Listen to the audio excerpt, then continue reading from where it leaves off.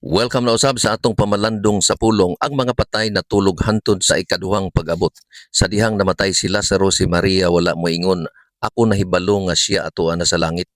Wala siya moingon, nahibalo ko nga siya tuwa sa purgatorio. Siya miingon, ako nasayod nga siya mabanhaw pag-usab sa ikaduhang pagbanhaw sa katapusan nga adlaw. Juan 11:24. Kanang usa ka pahayag magwagtang sa bakak nga ideya nga ang mga patay diretso sa langit, impyerno o purgatorio ini kamatay. Ang Biblia nagtudlo nga ang kamatayon maoy pagkatulog. Ang mga patay mipahulay sa lubnganan hantod nga si Hesus mobalik ug tawgon sila sa pagkabanhaw. Si Hesus mismo miingon, mahitungod kang Lazaro, ang atong higala nga si Lazaro natulog apan moadto ako aron pukawon siya gikan sa pagkatulog. Juan 11:11. Ang paglaom sa Kristohanon dili purgatorio. Dili kini usa ka espiritu nga walay lawas nga naglutaw-lutaw sa langit.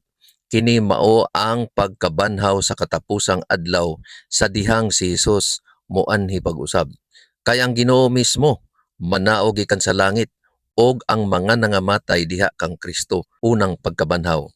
Unang Tesalonica 4:16. Ang kamatayon usa ka pagkatulog, ang pagkabanhaw mao ang atong paglaom. Si Hesus moanhi pag-usab, karon nahibalo ka na.